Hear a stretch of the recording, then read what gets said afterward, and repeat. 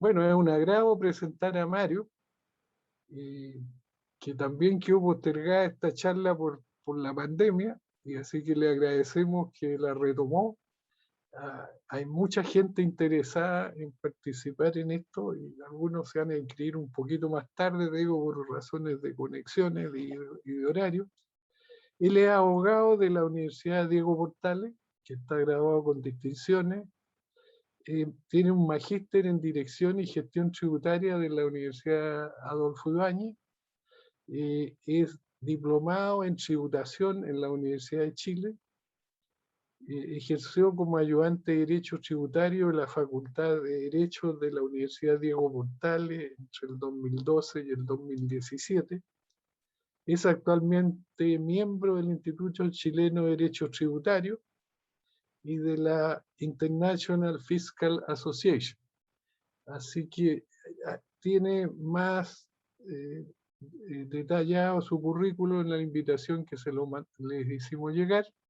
Así que con mucho agrado quiero presentarle a, a, a Mario, y las preguntas y la conexión las va a seguir haciendo nuestra vicepresidenta Franca, Opich.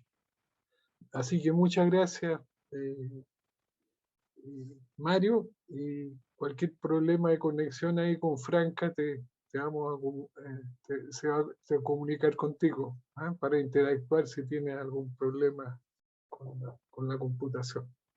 Perfecto. Muchas gracias, Rodolfo, por la presentación.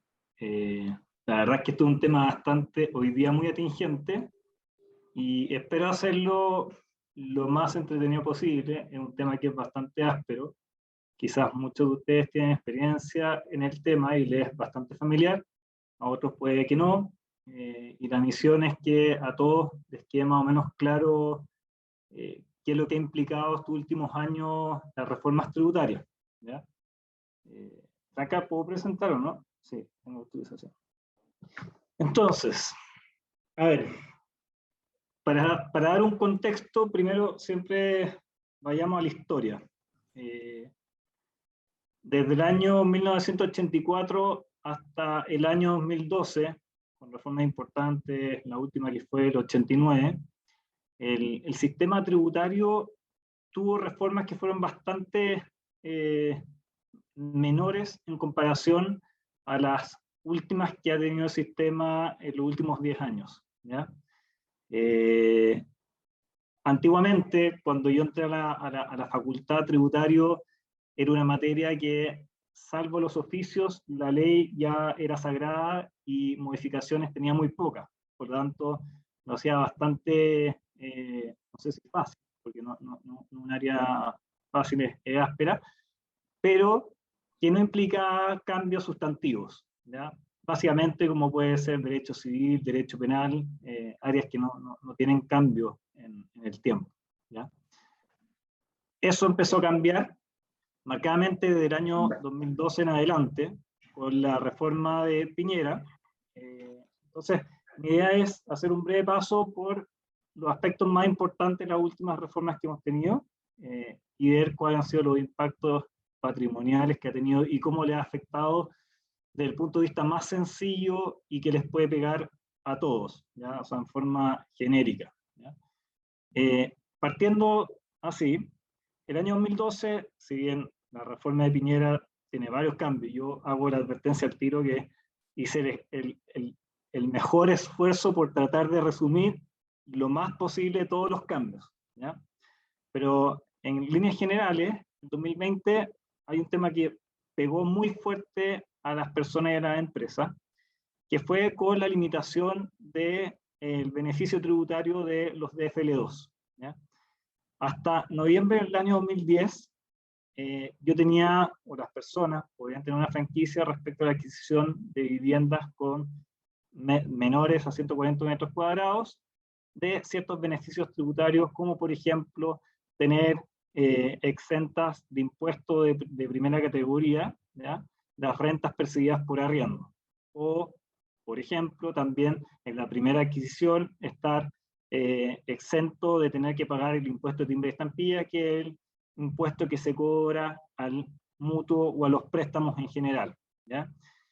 Ese año lo que se hizo, y lo pongo acá, después lo van a ver más adelante cómo se ha ido achicando el beneficio, se estableció, ya que había mucho abuso de parte de, se entendió en ese minuto que había mucho abuso, que había muchas sociedades que tenían muchos DFL2, los arrendaban y no tributaban por los ingresos, se limitó solamente a personas naturales con un límite. Antiguamente no había límite alguno, yo podía tener 10 DFL2, percibía renta de los 10 DFL2 y no tributaba absolutamente nada.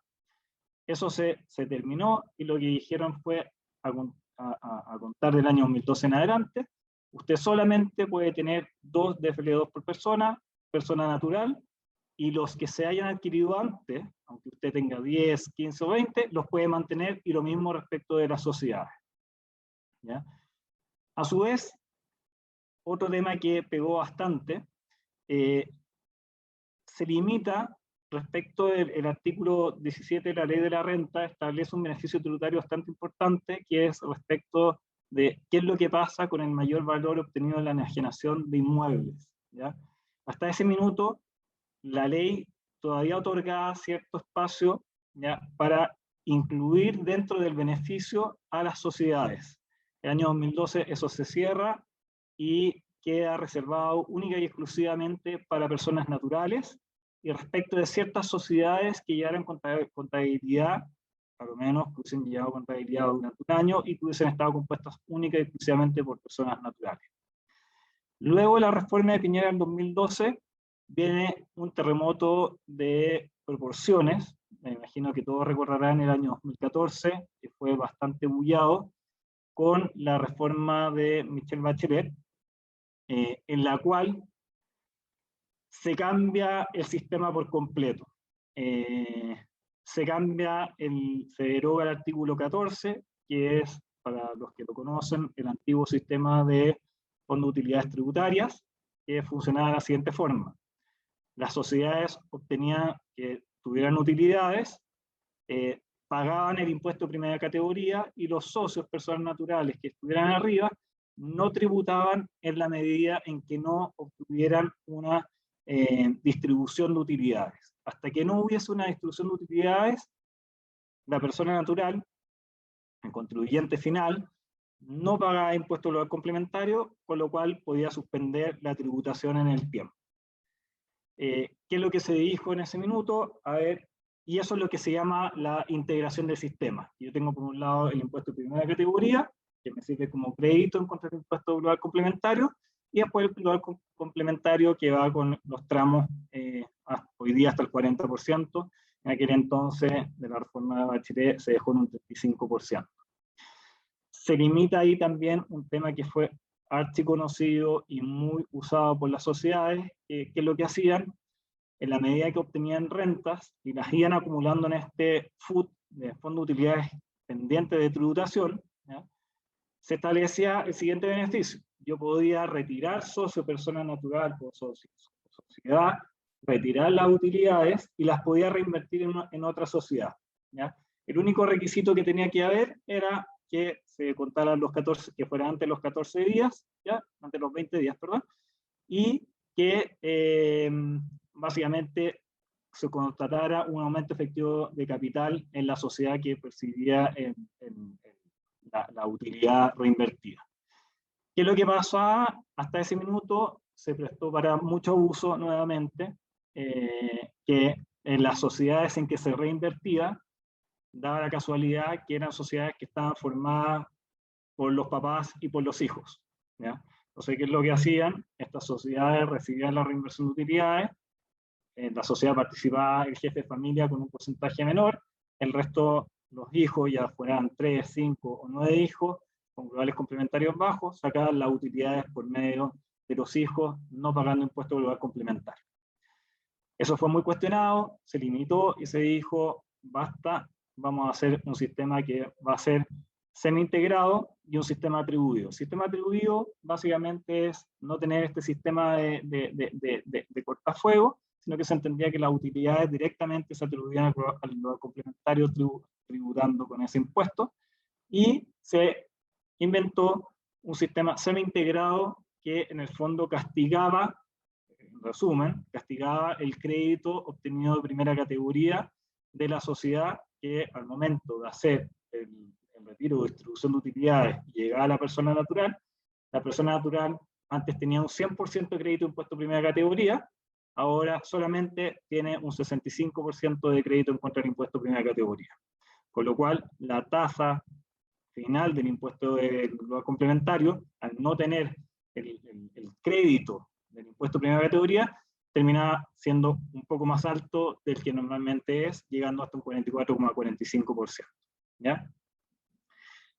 Nuevamente, se empieza a cerrar el círculo y se limita respecto de las ventas de inmuebles, ¿ya? Se establece una restricción importante y se dice, ya habíamos dicho que la reforma de Piñera se había limitado el impuesto, el impuesto, o sea, el ingreso no renta, solamente se había dejado para personas naturales. Acá se dice, se mantiene la estructura, se cierra la posibilidad de que una sociedad pudiera tener ingreso no renta producto del mayor valor obtenido de la administración de inmuebles, pero se establecen ciertos límites. Y se dice, señor, ahora ya no es ilimitado el ingreso no renta que usted va a tener. ¿Qué significa ingreso no renta? Que yo no voy a tributar con impuesto global complementario al final. Entonces, yo vendía mi casa, que la había obtenido, que la había comprado en 100, la vendía producto del tiempo en 1000, y los 900 que yo tenía de ganancia no tributaban con ningún impuesto. ¿Qué es lo que se dijo? Señores, vamos a poner un límite a esto y a hacer 8.000 UF, que es básicamente una bitácora que cada contribuyente lleva para efectos de registro en el Servicio de Impuestos Internos, y lo que exceda las 8.000 UF se grabará con, a elección del contribuyente, con impuesto único del 10% o con la reliquidación del impuesto global complementario durante los años que haya tenido uno el inmueble. ¿Ya? Entonces, hoy día ese es el régimen. En ese minuto se estableció un régimen transitorio respecto a las viviendas adquiridas antes del 2004, se les mantuvo el beneficio. ¿Ya? Es importante que ese punto lo rescatemos, porque a futuro puede ser muy importante de lo que se va a tocar ahora en adelante con las eventuales reformas. ¿Ya? Se elimina el impuesto único del mayor valor obtenido de la enajenación de acciones de derechos sociales, que antes estaba limitado al impuesto de primera categoría, ahora global complementario directo. La tasa de la reforma se sube de un 20 a un 25-27% en el tiempo, ¿ya? Y ocurre algo muy importante, y respecto a lo cual todos los abogados y todo el mundo de los abogados tributaristas, contadores, auditores, salieron todos espantados, que se incorporó al Código Tributario una norma general antielusiva, ¿ya? Que básicamente es, señor, desde hoy en adelante, si es que usted pretende evadir o eludir los impuestos en base a figuras, ¿ya? No importando que esté dentro de lo que pueda establecer la ley, entonces sobre la forma, nosotros le podemos aplicar y decir que esa operación, ese esquema tributario que usted está haciendo, está implementando con un cliente, es antielusivo, y por lo tanto yo le puedo aplicar sanciones. Está, para el profesional obviamente hay una multa, y respecto del contribuyente tiene que pagar los impuestos que hubiese adeudado, con un recargo, por supuesto, a la operación. Ocurre un cambio muy importante en 2014-2015, las puse juntas, porque la 20.780 fue reformada y parchada por la 20.899. ¿Ya? ¿Qué pasa con el IVA? Se incorpora la venta, o sea, el IVA en la venta de inmuebles. Antiguamente las inmobiliarias podían vender sin IVA, ¿ya? Y solamente el negocio se estructuraba, ahí yo me imagino que hay muchos constructores, puede haber constructores acá, después nos pueden quizás ayudar, porque viene un tema bien importante respecto del IVA crédito especial a la construcción. La constructora se celebraban contratos generales de construcción, en la cual la constructora se le encargaba la construcción, y el dueño del terreno era la inmobiliaria, con lo cual después vendía la inmobiliaria la obra completa sin IVA, en términos muy simples. ¿Ya? Se limita también este crédito especial a la construcción para las constructoras, ¿ya? Que pueden aprovechar el IVA con un tope de 225 UF, ¿ya? Se rebaja el límite de las viviendas que están favorecidas con este impuesto, que son, antes de llegar a las 4.000, se limita solamente para las viviendas que no superen las 2.000 UF. Luego de la gran reforma de Bachelet, viene una nueva reforma en el segundo gobierno de Piñera, Sebastián Piñera, que fue la 21.210 en febrero, y que pocos meses después, durante la pandemia, salió una reforma de la reforma, que fue la 21.256. ¿Ya? En esta reforma, ¿qué es lo que pasa? Se modifican los regímenes tributarios que había establecido en el gobierno de la Bachelet, y se elimina el régimen de renta atribuida, en base al cual les explicaba que la renta se atribuía directamente al lugar complementario de los contribuyentes, pagando el impuesto correspondiente, y el semi-integrado que se mantuvo. Pero ¿cuál fue la novedad? Que se agregó un nuevo sistema, un nuevo régimen, que fue el régimen ProPyme. Yo creo que muchos lo han escuchado, que la verdad facilita bastante la vida a las pymes en cuanto a la contabilidad, porque permite, hay un régimen que es de contabilidad completa, un régimen de contabilidad simplificada, o incluso de transparencia, que es muy parecido a lo que es el sistema atribuido. ¿Ya? ¿Qué cosa dentro de esta nueva norma y regímenes tributarios, que todo esto está dispuesto en el artículo 14 de la Ley de la Renta, se incorporó y que hasta la fecha no estaba, y también generó mucho revuelo? Fue que se incorporó una norma de control respecto de los retiros desproporcionados que pudieran hacer los socios de las sociedades en las cuales participan. Ejemplo, sociedad que estaba compuesta por los papás y los papás con un 10% cada uno de participación, y los otros 3 hijos con un 20, o los otros 4 hijos con un 20%. ¿Ya? ¿Qué es lo que se hacía? Los hijos con una participación mucho menor, incluso pudiendo tener un 10% de participación entre todos los hijos, los papás teniendo un 45 y un 45, las utilidades las distribuían directamente antiguamente hacia los hijos, sin ningún tope y sin que hubiera una norma que sancionara esto. A contar del año 2020, del 1 de enero del 2020, eso se terminó, y hay una norma, esta norma de control, que establece que si yo retiro más utilidades que las que me corresponden a mi capital, en sociedades en las cuales participen ascendientes o descendientes hasta el segundo grado de parentesco, es decir, abuelos, padres e hijos, se me aplica esta norma, y por la desproporción que haya habido en el retiro de utilidades, el servicio puede aplicar un impuesto del 40%, aplicándole el impuesto de sanción del artículo 21 de la Ley de la Renta. Acá, nuevamente, como van viendo, dentro de los efectos se van limitando cada vez más los espacios en que antiguamente las prácticas efectivamente se sacaban las utilidades por donde menos pudieran pagar los globales complementarios, por lo cual se busca también establecer un régimen de transparencia y de cumplimiento de la norma tributaria para efecto de evitar o parar la elusión y la evasión tributaria. ¿Ya? ¿Qué otro factor importante sale con esta reforma de Piñera el año 2020? Al igual que en el de la Bachelet, no lo mencioné, se estableció un impuesto sustitutivo al FUT, ¿ya? Al antiguo sistema. Recordemos que con la reforma de la Bachelet del 2014 se cambia el sistema tributario por un semi-integrado. Por lo tanto, existe el sistema FUT antiguo, que primó hasta el 31 de diciembre del 2016, y el sistema nuevo, que partió con un sistema de créditos completamente distinto, y también en base al cual las utilidades o los registros de rentas empresariales ya se hace en base a la determinación de capital propio tributario, y no de la determinación de la renta líquida imponible. ¿Ya? Que son cambios bien importantes, no los voy a latear porque son más complejos de poder explicar, se requeriría más tiempo. ¿Y qué es lo que establece esta ley?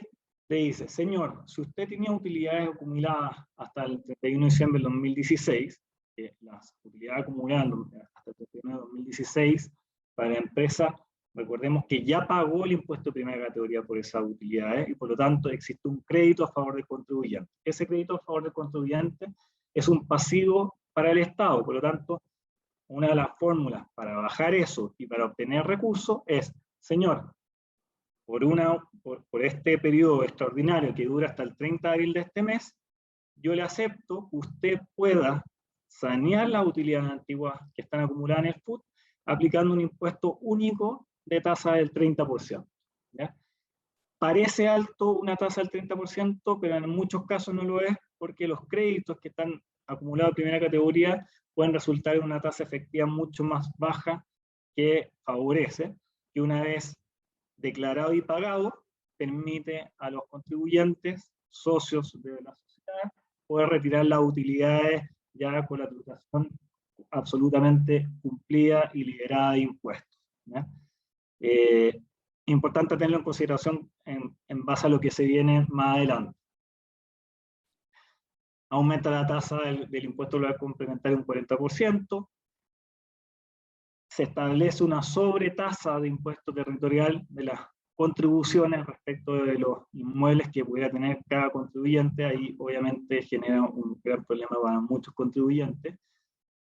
Se establece una franquicia tributaria que está vigente hasta este año, de poder aplicar una depreciación instantánea por el 100%, es decir, llevarlo a gasto instantáneamente respecto de la adquisición de bienes físicos y activos inmovilizados nuevos, como por ejemplo podría ser un departamento adquirido en primera enajenación, con el efecto de llevarlo a gasto por completo. ¿Qué figura podría beneficiar eso? Sociedad que obtuvo una utilidad durante el año o espera tener una utilidad importante, para postergar la tributación, ¿qué es lo que hace? Compra inmuebles del activo físico inmovilizado para efecto de poder depreciar un 100%. Entonces, si yo tengo una utilidad de 100, si compro algo de 100, puedo llevarlo a gasto directamente, con lo cual la base del impuesto de primera categoría termina en cero, pudiendo postergar el impuesto. Obviamente después, si yo vendo el inmueble, mi costo va a ser muy bajo y por lo tanto voy a tener que tributar al momento de vender con impuesto de primera categoría. ¿Ya? A propósito de la pandemia, se establece un régimen transitorio para las sociedades que tributan en base al régimen ProPyme de un impuesto rebajado de un 10% y no un 25%. Esto dura hasta este año. ¿Ya? Luego, más recientemente, en febrero de este año, se vino una nueva reforma tributaria con nuevos efectos y se empezó a cuestionar muy firmemente las exenciones tributarias, ¿ya? Y los beneficios, por supuesto, atendido que había que financiar el tema del estallido social, hay mucho gasto fiscal, y se empezó a echar mano y a discutir cuál es la necesidad de tener ciertas exenciones. A una que, por supuesto, le echaron mano fue a terminar con el beneficio de considerar que el mayor valor obtenido en la administración de acciones con presencia bursátil, ¿ya? De sociedades anónimas abiertas a la bolsa, el mayor valor, en vez de ser un ingreso no renta, como lo va a ser hasta el 1 de agosto del 2022, el mayor valor ahora en adelante va a tributar con un impuesto único del 10%. ¿Ya? Con lo cual se entiende automáticamente cumplir la tributación. Pero ahí, ojo, que la norma, si bien dice que va a estar exento el impuesto ya cumplió su tributación esa parte y el resto se considera un ingreso no renta, cuando suba, sí debe respetar los órdenes de imputación para efecto de los retiros. Cuando yo hago retiros de una sociedad, yo tengo distintos registros empresariales. Dentro de ellos yo tengo mi registro RAI, que son las rentas a efectos de impuestos finales, que son aquellas utilidades que no han cumplido la tributación final, ¿ya? Por lo tanto, al retirarlos pago un impuesto complementario. Y existe un registro REX, que son aquellas utilidades que o están exentas o no afectan a impuestos finales.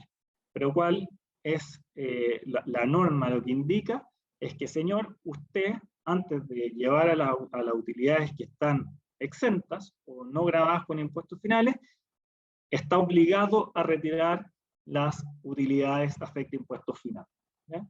Con lo cual, ahí, muy discutible, por supuesto, se establece un impuesto único que no me permite retirarlo sin primero tener que tributar por el tapón que pueda tener utilidad de afecto impuestos finales, ¿ya? Se hace el cambio también al tratamiento tributario del leasing a contar del 1 de enero del 2023, los contratos, en virtud de la cual yo financieramente me permite antiguamente la ley tributaria no estaba o no controlaba este tipo de contratos, ¿ya? Por lo tanto, solo se sostenía tributariamente en base a lo que el Servicio de Impuesto Interno había dicho, que las cuotas que yo pagaba de leasing se entendía como gasto respecto al arrendatario, ¿ya? Y con lo cual yo tenía un gasto y al final del periodo respecto al arrendatario tenía que ejercer la opción de compra y el costo iba a ser muy corto porque la última cuota es relativamente baja, ¿no? Es muy chica en realidad. El gran cambio acá es que se agrega un nuevo artículo a la LIR, la Ley de Impuesto a la Renta, en la cual se establece que ya no va a tener tratamiento de costos, sino que las cuotas pagadas van a ser costo y le va a permitir al arrendatario o al que toma el leasing poder aplicar depreciación acelerada versus el arrendador que da el leasing, simplemente va a tener un mayor valor, ya no le va a permitir deducirlo y aplicarle depreciación acelerada. ¿Qué pasa también? Esta ley corta y establece la eliminación del crédito especial para las empresas constructoras. Esto es a contar, en teoría, es a contar del año 2023 en adelante, que les van a permitir dentro del año 2023 tener el 0,65% de crédito, ¿ya? Y a contar después de eso solamente la mitad, un 0,32,5%. Se elimina el beneficio tributario para los DFL2, ¿ya? Que son estas viviendas menores de 140 metros cuadrados que ya hayamos visto que en un principio hayan sido ya fuertemente cuestionados y limitados, ¿ya? Y se establece una norma retroactiva que dice: a todas aquellas sociedades que tengan en la actualidad o que hubiesen tenido inmuebles afectos, o sea, que hubiesen estado beneficiados con esta norma, de quitarles el beneficio tributario, ¿ya? Que se les permitió en aquel entonces, y solo limitarlo ahora ya de lleno a personas naturales, pero limitándolo también a dos, es decir, aquellas personas naturales que hubiesen adquirido DFL2 antes del año 2010, y tenían por ejemplo 6, ahora solamente van a poder tener 2 afecto a la franquicia tributaria. Otra norma muy polémica que salió y que se aprobó es el IVA a los servicios profesionales a contar del 1 de enero del próximo año, en el cual se establece un impuesto a todos los servicios profesionales, que acá estamos todos reunidos, por lo cual se encarece en un 19%. Hasta la fecha eso nunca había sido grabado, siempre fue excluido de la ley, ¿ya? Lo cual genera una incertidumbre tremenda porque es quién va a cargar este impuesto. O sea, finalmente quien lo va a soportar es el contribuyente final, ¿ya? El comprador o el que está solicitando el servicio. Se establece un impuesto a ciertos bienes de lujo, una tasa del 2%, respecto a los helicópteros, yates, autos que tengan un valor superior a los 34 millones de pesos, y se establece que se elimina el beneficio de considerar que los beneficios obtenidos por un seguro de vida, que antes no estaba afecto a impuesto a la herencia, ahora sí van a estar afectos a impuesto a la herencia. Una vez terminado eso, y ya que me quedan 3 minutos, es bueno considerar qué es lo que va a pasar de aquí en adelante. O sea, que hoy día, estando en marzo, lo que se dice es que muy probablemente ya tengamos una propuesta de reforma tributaria de Gabriel Boric en junio de este año, un primer proyecto, en teoría lo van a separar en 2 proyectos, y después un segundo proyecto, que se establecen ciertas cosas bastante importantes. Respecto a lo que es el impuesto a la renta, se quiere desintegrar nuevamente el sistema, estableciendo que yo voy a tener que pagar un impuesto de primera categoría que va a afectar a la empresa, y a su vez voy a tener que pagar el impuesto global complementario en el mismo ejercicio. ¿Cómo lo van a hacer? La verdad, todavía no lo sabemos, pero pues va a ser un tema de estudio, ¿ya? Se va a mantener lo que han prometido, que es los beneficios de las sociedades, las pymes, las que están acogidas a los regímenes ProPymes, se les va a mantener los beneficios tributarios, y también se está proponiendo aumentar las tasas o la carga tributaria a aquellos contribuyentes, personas naturales que tengan rentas superiores a los 4,5 millones. No se ha esclarecido en el programa, o nunca lo supieron responder, si es que es sobre el bruto o el neto, ¿ya? Luego, nuevamente entramos en la reducción de exenciones tributarias. Se propone la eliminación del régimen de renta presunta, por ejemplo, la renta presunta para los agricultores, ¿ya? Que en vez de pagar impuesto de primera categoría por las ventas, por lo obtenido, solamente pagan, se les presume de derecho, tengo utilidad o no tengo utilidad, que paga sobre el 10% del avalúo fiscal del terreno que explota. Luego de eso, viene un tema bastante, que va a ser bien polémico, que se propone la reducción o la eliminación de los beneficios asociados a la enajenación de bienes inmuebles. Vimos que el año 2012 ya se había echado mano a la forma de tributar el mayor valor obtenido en la enajenación de inmuebles. El 2014 nuevamente se echó mano, ahí ya se limita, ya no es ilimitado la renta que es ingreso no renta, se le limita hasta los 8.000, estableciendo el exceso un 10% o la reliquidación del impuesto.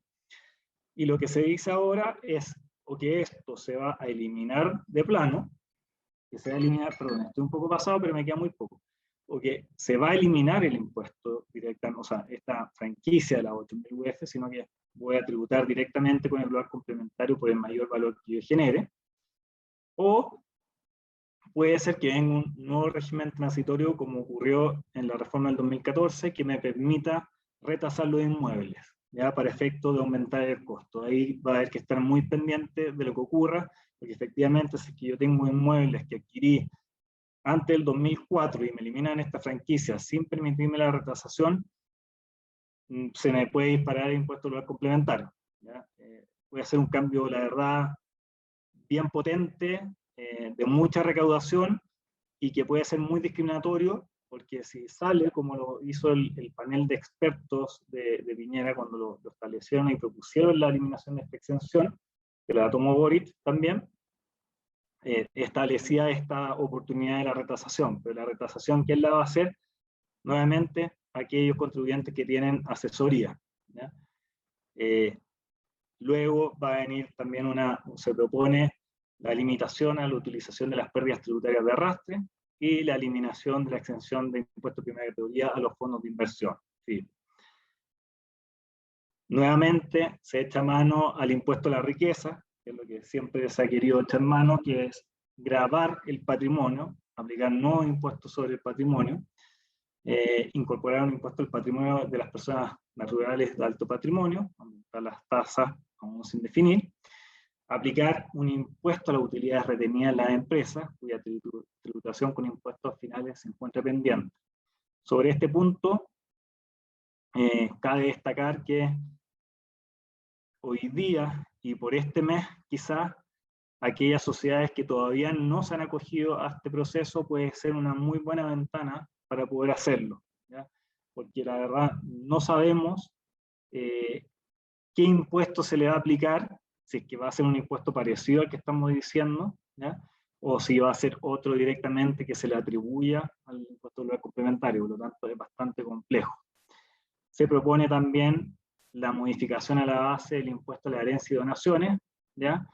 Y que esto puede dejar un efecto muy importante, porque se propone considerar el valor comercial de los bienes que se reciben en donación en herencia. Entonces, esto efectivamente va a afectar considerablemente la base imponible del impuesto de herencia y donación, ¿ya? Hoy día, para que se hagan una idea, cuando yo dono un bien raíz o heredo un bien raíz, ¿ya?, el valor sobre el cual se determina el impuesto se hace en base al valor del avalúo fiscal, que es bastante menor al valor comercial.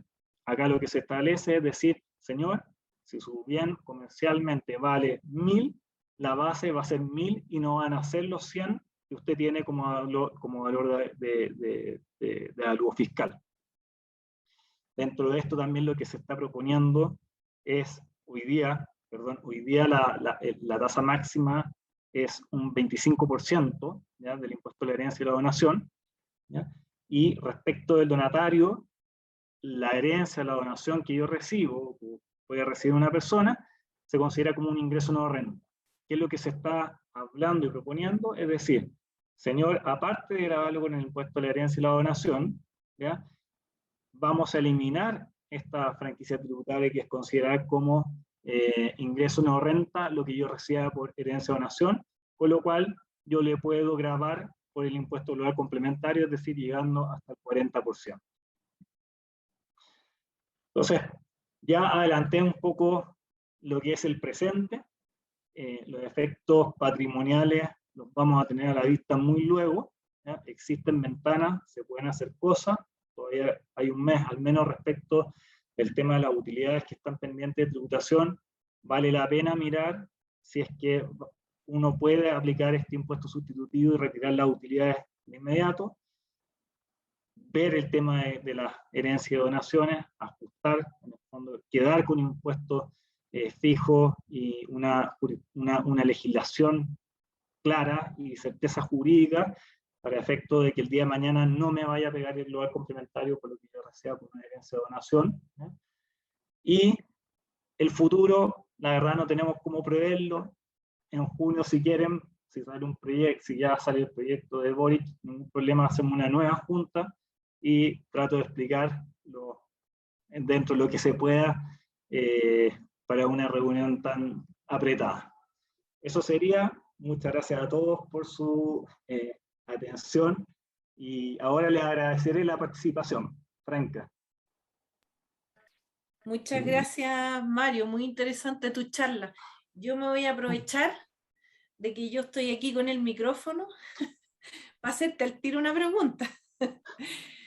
En el caso de las pymes, mi marido y yo tenemos una pyme y no entendí muy bien lo que tú dijiste de esto de la tributación de las utilidades, porque hasta hace poco nosotros teníamos, bueno, podemos pagar este 10% por el 14D, ¿no es cierto?, de impuestos, pero si yo no retiro esas utilidades, no pago impuestos mientras no retire esas utilidades. ¿Eso cambia? Eso ¿O puede cambiar? O sea, podría cambiar. Y podría cambiar si es que desintegran el sistema, que es lo que quieren hacer para los grandes contribuyentes. En teoría, ¿ya?, los pymes quieren mantenerlo, ¿ya? Ya. Pero la verdad, a ciencia cierta, nadie puede decir si es que eso se va a mantener o no se va a mantener. Lo claro es que la tasa reducida del 10% solo va a aplicar, o sea, aplica hasta este año, que en el fondo era para incentivar a las pymes, ¿ya? Después volvemos al impuesto del 25%. Perfecto, muchas gracias. O sea, habían dicho que era hasta el 2023, pero parece que no, solo 2022. No, solo 2022. Lo que pasa es que una cosa distinta, la ley habla de año tributario, pero el año tributario 2023 es el año comercial 2022. Entonces ahí, claro, mucho ojo. Ok, muchas gracias. No sé si alguien más quiere hacer alguna consulta. Tenemos abierta la posibilidad de hacerlo. Yo te escucho más o menos, Franca. No sé si es el tuyo o es mi internet. ¿Me escuchas más o menos? Sí. ¿Ya? No, yo te escucho perfecto. Ah, ya, entonces era mi internet. Si quieres, bajo mi ¿Eso cámara. resulta? ¿No? ¿Alguien más tiene alguna consulta? Sí, yo, Arturo Nicoletti. Dale, Arturo. Oye, Hola, Arturo. hola, ¿qué tal? ¿Cuál es la definición de mediana empresa y pequeña empresa para impuesto interno? Eso se define en base a la utilidad, a las ventas que obtengan las sociedades. Ya, ¿Ya? ¿y de qué tramo a qué tramo es? Si mal no recuerdo, en las pymes es hasta 80.000 UF anuales, 75.000 UF anuales. Hasta 75.000 UF yo puedo permanecer en el régimen ProPyme. Si me excedo eso, paso inmediatamente al régimen general, que es del 14A. Perfecto. Gracias. Muy buena la charla, muy buena. Sí. Muchas gracias. Mario, ¿Sí? hola, Mariela por acá. Tengo mala señal, así que por eso no enciendo mi cámara. Comentaste algo sobre los impuestos de los seguros de vida, que Así es. efectivamente hoy día pasan a ser, digamos, se empieza a pagar impuestos, o sea, se paga un impuesto como si fueran herencia y va a depender de la línea de herencia, o sea, cónyuge hijo, o sea, grado 1, 2 o 3. Mi pregunta es, ¿el porcentaje de ese impuesto va a estar, o sea, lo que era capital en el fondo de seguro de vida, hoy día pasa a ser herencia? Directo según los beneficiarios, pero ¿se va a tratar igual que la tabla del impuesto a la herencia anterior? Que es donde se liberan 600 UTM, dependiendo. Todavía no ha salido circular al respecto, pero se entiende que sí, va a tener el régimen general.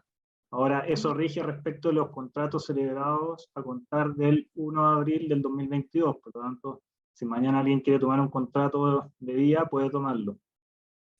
Ah, porque resulta que la resolución que yo leí aparecía que era a partir del 4 de febrero. Hay la norma de vigencia, en teoría, Mm. dice que es el mes subsiguiente al de su publicación. Ah, perfecto. La publicación de la norma fue en febrero. Perfecto. O sea, hoy día es cuando hay que tomar la póliza de No, vida, digamos. podría ser eventualmente eso. Perfecto. Te pasaste, Mario. Gracias. No hay problema. Hola, Aquí Mario. hay una pregunta, perdón, que la pusieron en el chat. ¿Puedo leerla, Mario? ¿Te parece? Sí, obvio que sí. Dice,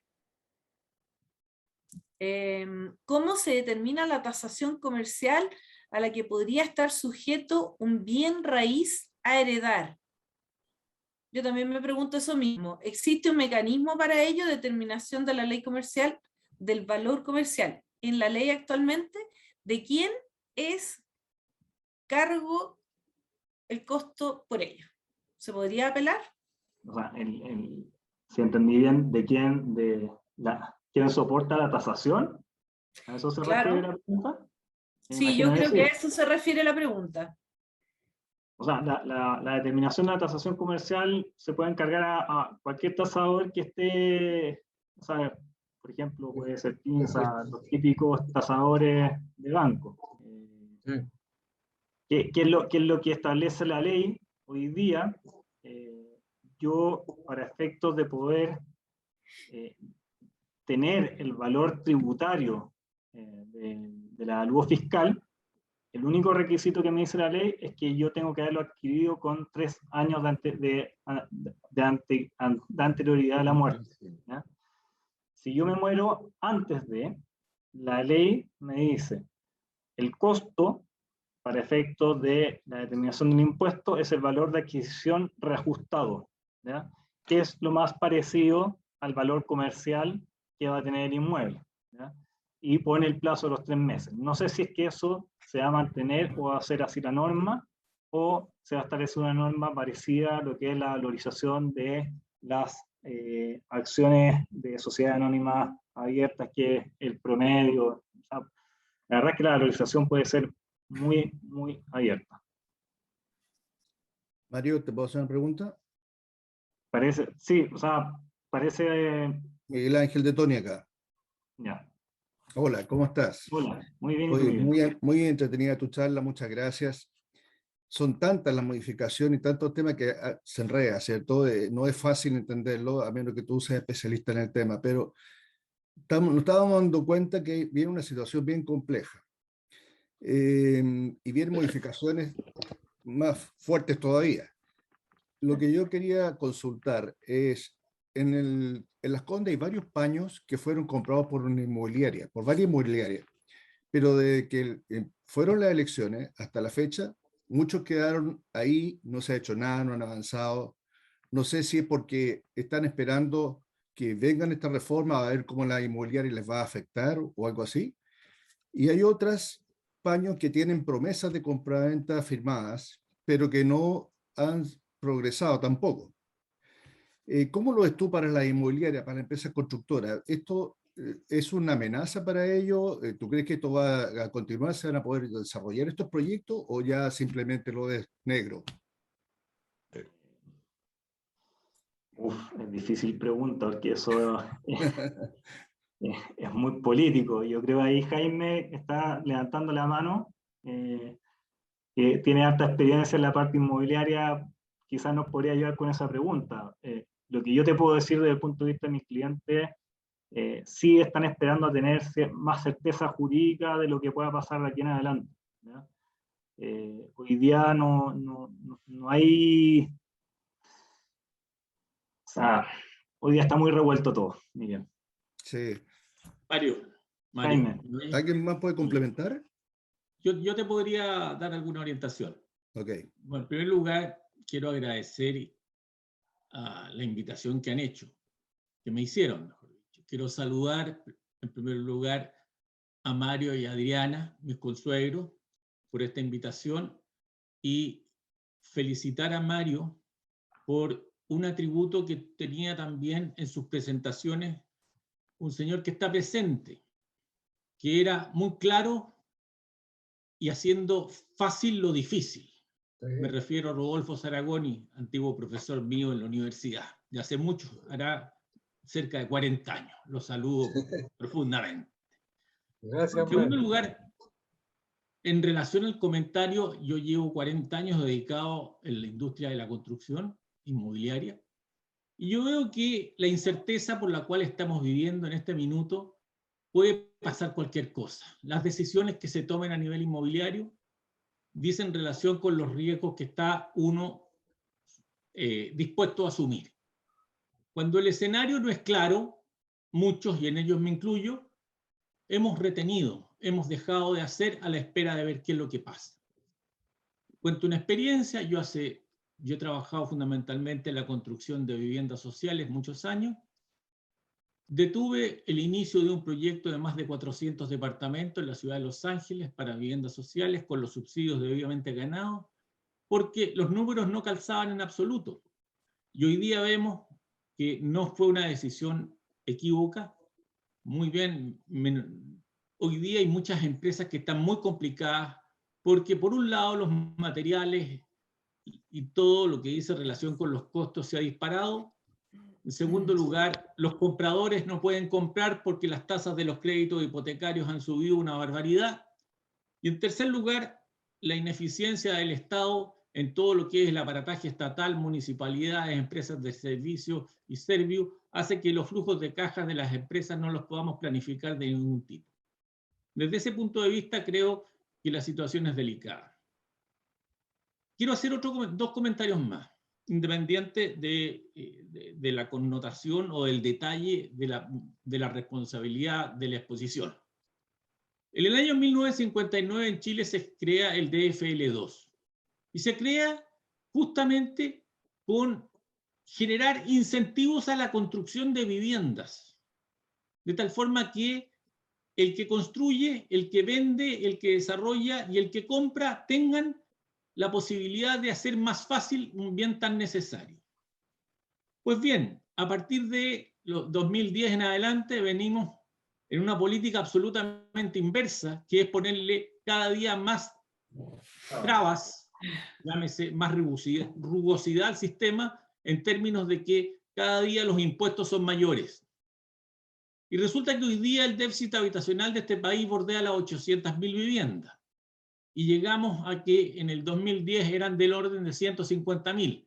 Es decir, un efecto claro, notorio, y número, aquí no hay interpretaciones. Nos hemos metido en una espiral de crecimiento de los impuestos, pensando en que el Estado recaude más, y en términos reales lo que ha significado es que la cantidad de viviendas que tenemos son cada día menos para las personas. Y No que es también solo eso lo que y que también se ha recaudado menos. y exactamente. Los impuestos, aquí hay alguien que no entiende que el subir las tasas no significa que voy a recibir más plata como Estado. Estamos en una curva de rendimientos decrecientes, es decir, subimos las tasas y recaudamos menos porque la inversión cada día es menor y las utilidades son más chicas. Por lo tanto, como el impuesto se calcula en función al porcentaje, a la utilidad que tuvo el sistema, es decir, estamos en el peor de los mundos. Una última pregunta, Mario, para ti. Con relación a los seguros de vida que se acaba de mencionar, si uno compra un seguro de vida, lo hace con los ahorros que ha logrado juntar durante su vida. Por lo tanto, eso, a mi entender, no debería tributar porque ese tributo ya se pagó, porque es un ahorro que generé como persona. ¿Es así o no? No. Debiera ser. Y te lo respondo de la siguiente manera. Tu casa, que la pagaste, que en el fondo la compraste fruto de tu trabajo que ya tributaste, forma parte de la base imponible de la herencia. Y es por lo mismo que esta ventana que existía con los seguros de vida, hoy día la cerraron. ¿Para todos los contratos firmados, independiente cuando se hayan firmado? No, los contratos firmados con anterioridad a la entrada en vigencia no se les altera la condición, ¿ya? O sea, no van a entrar a la determinación de la herencia, ¿ya? Eso es bien importante tenerlo claro, al menos así lo dice la ley. Perdona. No se puede descartar que el día de mañana cambien la norma. Está bien. No, a mí no me preocupa la herencia. La herencia le preocupará a mis hijos. El tema es el siguiente. El tema es, si uno contrata hoy día un seguro de vida o contrató hace un tiempo un seguro de vida, de una renta vitalicia, por ejemplo, y ese contrato lo hace con fondos que ha ahorrado, es decir, platas que ya pagaron impuestos. Sí. Ese ingreso que yo genero año a año, ¿ese ingreso no renta? Hasta este minuto sí. Ya. Cuando iba creciendo el monto, por lo tanto para los herederos era muy beneficioso. O sea, mucha gente utilizó el seguro de vida con ahorro. Pero hoy día eso ya lo cortaron. Al menos, en la herencia. Sí, en la herencia al capital. La herencia, pero no en la tributación anual que hace el cristiano que recibe la plata. Disculpa, ¿te puedo aclarar eso? Sí. Antiguamente no tributaban los seguros, digamos, los seguros ni lo que era en herencia. Por lo tanto, efectivamente, lo que dice Mario, no había, digamos, o sea, si tú tenías un capital y en esa póliza tenías, no sé, 1.000 millones de pesos, tus beneficiarios herederos no pagaban impuestos y tampoco tributaban los impuestos a las ganancias. Eso en las rentas, digamos, de los seguros de vida. Hoy día, con la nueva modificación, sí existe una tributación que dicen que va a ser un impuesto único, pero según lo que entiendo y lo que me explica Mario, no existe todavía, no se sabe cómo va a ser esa tributación. Entonces, lo que hace hoy día Servicio de Impuesto Interno o la ley lo que hace es decir, ¿sabes qué? Tú como heredero de esa póliza vas a pagar impuestos sobre lo que estés obteniendo. Todas las pólizas que sean tomadas antes del 1 de abril sigue siendo la misma situación. ¿Por qué? Porque, por ejemplo, aparte de los seguros de vida, están los seguros de vida con ahorro, donde la gente colocaba plata, esas platas rentaban, o sea, tenían utilidad, el asegurado no pagaba los impuestos a las ganancias y los herederos, que podría ser cualquier beneficiario, incluso, no sé, el mejor amigo o quien sea, tampoco pagaba impuestos. Desde ahora en adelante sí van a pagar. Eso me parece bien. Ya, gracias. ¿Una consulta? Respecto a la tasa, debiera ser régimen general. El impuesto de la herencia. Pero La misma una aclaración. yo creo que hay que ser justo, y don Rodolfo me lo va a corroborar acá dentro del modo de pensar, de que esto del impuesto al seguro de vida se genera a raíz del abuso que se hace del seguro. Muchas inversiones, los bancos de inversión, las hacían colocar dentro del seguro de vida, de tal forma que al hacerse beneficiario de este beneficio, valga la redundancia, de exención del seguro de vida, que no era el objetivo de un seguro de vida cuando se estableció. Entonces, al hacer abuso de las normas, vienen los castigos, y eso ha pasado en Chile en muchísimas otras ocasiones, las cuales lo que fue un beneficio se transforma en una penalidad. Eso es. Yo quisiera darle la palabra a Pamela, que hace harto rato escribió en el chat que quería preguntar. Perdóname, Franca, muy breve, porque Carlos, que son los beneficios que tiene el Zoom, está interviniendo en Miami en este momento, haciendo las consultas, para que vean las ventajas que tiene el sistema Zoom. Bueno, también tenemos gente de Concepción y Valparaíso. No, y de Italia hemos tenido muchas oportunidades. No, lo otro es quiero corregir una omisión que es importante. Cuando yo leí el currículum de Marion, yo omití que él es socio de Allende y Bascuñán y compañía, así que quería hacer, porque decía un año nomás y yo pensé que era ese año que estaba, pero él es socio de esa sociedad. Es importante para lo que quieran hacerle alguna consulta en el futuro. Eso nomás. Gracias, Roberto. Eso. ¿Pamela? Sí, hola. Sí, mi consulta es la siguiente, Mario. A raíz de la incertidumbre jurídica y económica que ronda Chile hace ya tiempo, hasta el año pasado se habían expatriado capitales por cerca de 50.000 millones de dólares. Entonces mi pregunta puntual es, ¿qué está pasando a este año? Digamos, ustedes desde el estudio están viendo gente que está cambiando domicilio tributario, por ejemplo, dado que están pensando en vivir más bien fuera de Chile, más de 6 meses, etcétera. ¿Qué pasa con ese termómetro de cómo está afectando a los chilenos que probablemente tienen más capital y más patrimonio? O sea, excelente pregunta, Pamela, porque la verdad que la fuga de capitales partió el 18 de octubre del 2019. Y te diré que fue por ola. O sea, la ola más grande se produjo entre octubre y diciembre de ese año, en que ya la oficina tiene estructuras en distintos países afuera, y ya la cantidad de capital que se fue afuera fue brutal. Fue una primera ola muy marcada, con contribuyentes, clientes que estaban empezando a tramitar visas para irse a vivir a otros países, principalmente España, Portugal, Estados Unidos, Canadá, y la otra gran ola se produjo a propósito de la constituyente, y después ahora ya con mucha fuerza, ahora que está a la espera de la futura constitución. Pero sí, o sea, la salida de plata, mucha gente está haciendo resguardo de su patrimonio. La oficina nos toca muy fuerte. La verdad, yo te digo, desde el punto de vista personal, a mí me da mucha pena, porque uno es joven, yo me voy a quedar en Chile, y es frustrante ver cómo se está yendo la plata y no va a volver, y no va a volver hasta mucho tiempo más. Entonces, mucha gente piensa que eso no está pasando. Y me tocó, o sea, yo lo discutí con personas cercanas que me negaron de que eso existía, y la verdad es que las noticias ya lo han dicho, es algo fáctico. Pero en el fondo, si la persona no cambia el domicilio tributario, aunque tenga la plata afuera, en teoría tendría que tributar por esa plata.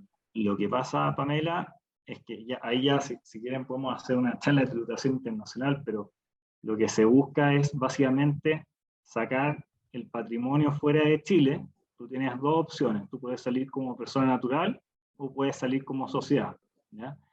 Como sociedad, el problema que tienes es que tú no puedes mudar tu domicilio tributario. Yo una sociedad constituida en Chile que tiene inversiones en el exterior, no se puede cambiar o redomiciliar como si existe, por ejemplo, Bahamas o Panamá, que sí se pueden redomiciliar.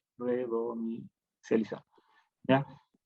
Chile no. Por lo tanto, la inversión que tenga afuera puede ser, y ahí tenemos otras normas, CFC, si es que es controlada, si es que va a tributar por la ganancia de capital que está en el extranjero, va a depender si es controlada y sale a través de una sociedad, si es que excede las 2.400 UF o no, da para mucho, pero la otra forma de salir hacia el exterior es como persona natural. Y como persona natural, tú la verdad puedes mudar tu domicilio tributario perfectamente si es que te vas a ir a otro lado, ¿ya? Ahí el criterio siempre va a ser dónde está el acento principal de tus negocios, ¿ya? Tu centro de interés vital. O sea, si yo me voy fuera de Chile, me voy a España, pero la plata que me llega a España sigue viniendo desde Chile y tengo a mis hijos en los colegios en Chile y tengo una vida en Chile, se entiende que tú no has perdido tu domicilio tributario. ¿Ya? Pero si lo llegaras a hacer... ¿Ah? ¿Cuánto tiempo tiene que pasar para poder determinar que tú efectivamente tienes un mayor interés de renta y todo fuera de Chile?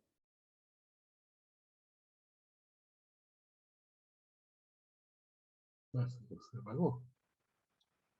Se congeló Mario. No, te Mario. escuchamos. Mario se congeló, parece. Sí.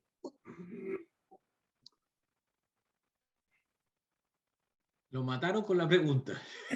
Sí. No, le mataron el computador, ahí está un problema. O se cayó la red, eso. Porque está congelado. ¿No se le puede invitar de nuevo? No, eso es lo que iba a hacer aprovechando que no está. Se salió, yo creo que va a volver a entrar. Sí, va a volver a entrar, pero aprovechando eso, y como ha habido tanto interés, yo creo que con los buenos oficios de Gineto, yo creo que debemos invitar a Mario dentro del año, porque cuando salgan las propuestas de la ley tributaria nueva, yo creo que podríamos abusar de porque son materias muy áreas y él lo explica con una claridad y una nitidez que con una gran calidad pedagógica podemos entender materias que no es un resumen de una cosa súper complicada, entonces, muy sucinta pero muy clara. Así que yo me atrevería por el alto interés que hay y por los cambios, que fue lo último que cubrió y que no han salido los proyectos de ley, están los espíritus nomás y no sé. Hola, perdón, tuve un problema con... Sí, no, sigue nomás, estábamos abusando de tu salida, eso sí. ¿Ah, sí? Creo que No. tuve que correr acá a la pieza donde estaban. Sí, viste que cambiaste. No, es que queremos invitarte por ahí cuando salga el proyecto de Marcel de propuesta tributaria, para que alguna incertidumbre, claro, ya entrar en el legislativo y a tener todos los cambios que no es de un tránsito fácil. Encantado, Rodolfo, pero para terminar de responder la pregunta, Pamela... No, sigue nomás, sí, te digo, si aprovechamos... Si tú pierdes tu centro de interés vital acá en Chile, se entiende que tu intención es irte fuera de Chile y ya rompen en nexos con Chile, en teoría es que pasen más allá de 182 días fuera de Chile. O sea, al cabo de los primeros 182 días, ¿tú ya puedes decir estoy fuera o tiene que ser dentro de un lapso de 3 años, por ejemplo? Normalmente es un lapso de 2 años, 3 años. Ya, o sea, los primeros 3 años que una persona que se va fuera de Chile sigue siendo, en el fondo... o sea, yo lo puedo terminar el primer año, ¿ya? Pero normalmente se dice 3 años para estar absolutamente seguro, que si tú sigues volviendo a Chile y estás más de 182 días, en teoría se entiende que vuelvas a ser residente y en Chile. Es independiente si es que tienes la nacionalidad chilena o eres extranjero, se aplica la norma para todos, por igual. Ok, pero en el fondo el grueso de tus rentas tiene que ser más del 50%, tiene que generarse afuera. Exactamente. Súper, muchas gracias.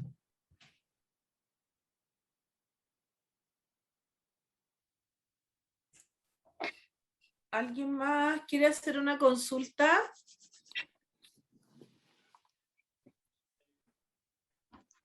Parece que nadie más, no veo nada en el chat tampoco. Hola, Marito. Dale. Hola. ¿Se escucha, no? ¿Se escucha? Sí. Sí. Queríamos hacerle una pregunta, Mario. Dale, dale. Respecto de la tributación de las criptomonedas, ¿qué va a pasar con ello? Porque han Ya. empezado a conversar sobre el Interesante tema. Compleja la pregunta. Sí. Con pésimo internet. ¿Ahí? ¿Tú también perdiste internet o no? Te escuchamos. Se escucha bien. Te escuchamos. Por último, sin cámara, Mario. Sí, estoy con problemas de señal, perdón. No, pero se escucha bien. Se te Ya, escucha. ahora sí. ¿Me decías? No, queríamos consultarte sobre si se sabe algo, no sé, sobre la tributación de las criptomonedas, cómo va a ser, conviene, no conviene. La tributación respecto a las criptomonedas va sí o sí. Sí o sí. Sí, no. O sea, ya están afecta impuestos la ganancia que tú hayas obtenido por venta de... Aunque tú esa ganancia vuelvas a comprar una criptomoneda, o sea, ¿cómo es eso? Exactamente, o sea, la única forma que tú podrías hacerlo es la medida que tú lleves contabilidad, que puedas en el fondo acreditar. Pasa exactamente lo mismo con el tema de la venta de las acciones, ¿ya? De aquellas acciones que no transan en bolsa. Entonces, la medida en que yo liquide, voy a tener que pagar. Y ese es el gran problema de las criptomonedas. En ese momento, claro, ya. Ahí puede generar el mayor valor. Ahora, si soy sociedad y llevo contabilidad, efectivamente yo puedo decir, obtuve esa ganancia, compré otra criptomoneda, después la vendí, tuve una pérdida, voy a poder compensar. Pero lamentablemente, como persona natural, ese efecto no se produce. Ahora, ahí es interesante porque salió un oficio hace poco del Servicio de Impuestos Internos que daba a entender que respecto a personas naturales uno podía entrar a compensar esas pérdidas entendiendo que obviamente las criptomonedas son muy volátiles, que poder compensar en el fondo las pérdidas generadas en el ejercicio. Pero es un tema de difícil fiscalización, ¿ya? Pero como persona natural puedes llevar contabilidad. Por supuesto que sí. Por supuesto que sí. Tú puedes reflejar ahí. Exactamente, pero me tendría que hacer empresario individual. Exactamente. Sí. ¿Y cuál es tu recomendación de ahorro, entonces, casi como por la tributación? Ay, señor. No sé. Depósito a plazo que están dando 0,5. Eso no es tributario. Todo tributario, financiero. Para ayudar, pues, en el ahorro, que nos ayuda a todos. ¿No? Podría ser comprar tallarines que han subido harto, que van a seguir subiendo.